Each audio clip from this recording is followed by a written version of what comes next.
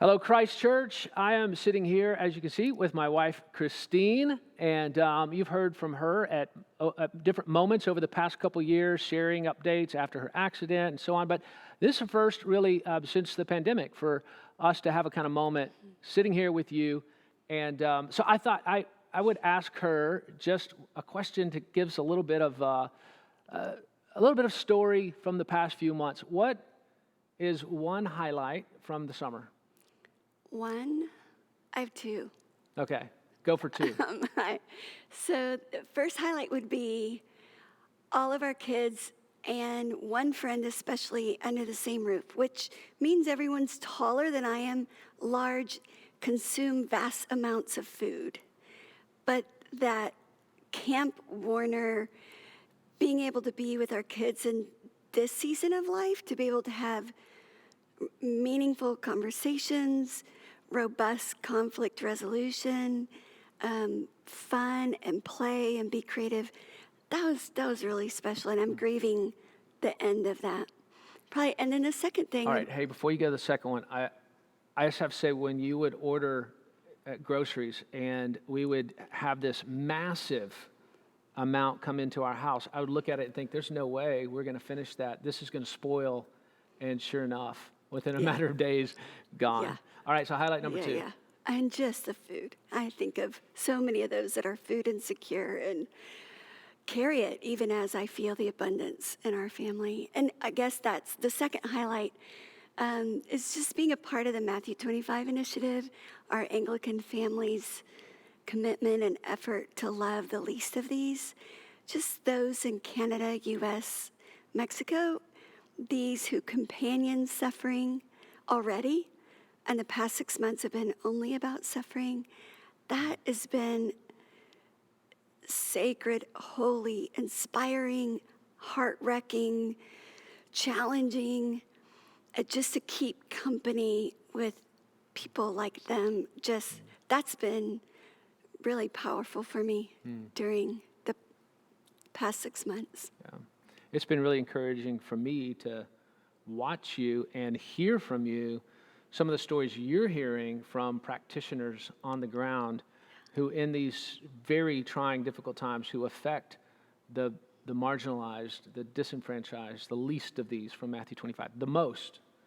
And yet, there's these stories of just incredible love, beautiful sacrifice. So that's been a highlight for me.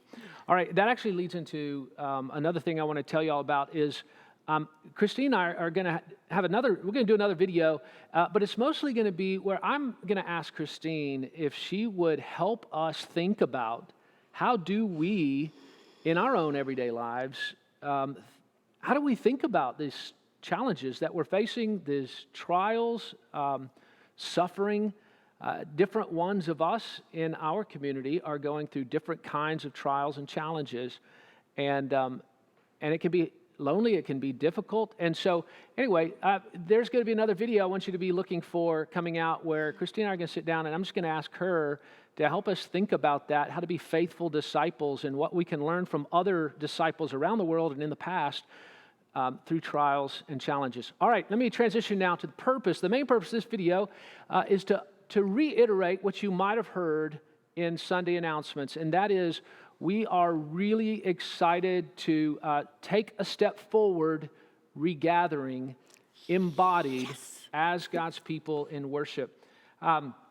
We've missed being together, and the numbers have come down quite a bit here in Austin, and we have a regathering plan in place, and I want to walk through some of that. It's gone through, just so you know, health team revision that's looked through our protocols and the timing, what we're thinking about, the numbers, all of that. It's with input from our bishop. It's watching the city and its guidance, the state and its guidance, and the levels of numbers here in Austin. So we're paying attention to all of that. Now, it hasn't come down all the way in Austin, and it could go back up, and so we'll have to be flexible. But here's the plan. Regathering, next steps. 3 ways. First of all, regathering means small groups. That is a basic unit of fellowship and life and discipleship as the church. And so we are getting back together small groups in embodied presence with each other in numbers below 10.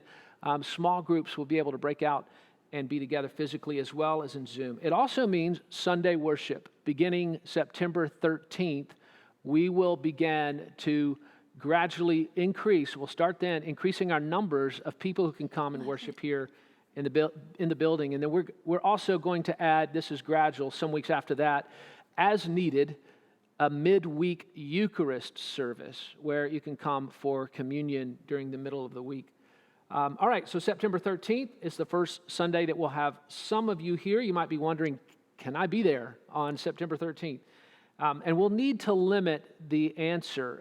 The answer is that we'll need to limit the numbers of how many people come those first few weeks to work out the protocols and learn what we're doing to do this safely. And you'll be able to register soon. And first registration it will be based on small groups, but there also is going to be a registration for those who are not in small groups. If you're a community already, a group of 10 or 20 people that are in a small group, we want you to be able to worship together. But we know not everybody, for some reason or another, is in a small group. And there will be a way for you to register as well. Cliff, So for that registration, is that all on the community? Is it on that web it'll be, you can go to the that's- homepage for registration. So be watching. It's not there as I speak now, or maybe even at the moment you get this video, but we are going to watch our e-news, watch our homepage, and the homepage will direct you for how to register for worship. Things will look a little bit different on Sundays than in the past, but we'll help you prep for that. We'll make sure you have all the information that you need for worshiping with us. We continue to see live stream happening for the foreseeable future. So even though we'll have worship here in limited numbers, there will be people who even then won't be able to, for immunocompromised reasons, to even worship with us here. So we're going to keep live streaming indefinitely. As I said, we'll have to be flexible and adaptable with this, with watching what happens in our community and how they change. We may need to scale back if risk levels change here in Austin. But we are really looking forward to this next step, and I want to invite you to come and join us. So watch the homepage, watch e-news and other ways that we communicate to you at Christ Church. I love I think of small groups as just like the heart and breath of community life. And so bless you, small group leaders. You're the best. If you're not in a small group, no brainer. I think those that are here, I think we're just going to be like dancing like crazy. We're going to be so happy to be together. Yeah. I think a solid month of dance. Wes is not going to know what to do with the room. Maybe you can lead the way. Yeah, bless you, tech team also. As individuals have been able to come, you can just kind of feel the presence of the Holy Spirit and the joy. So God bless you, Christ Church, and we look forward to seeing you here in the weeks to come.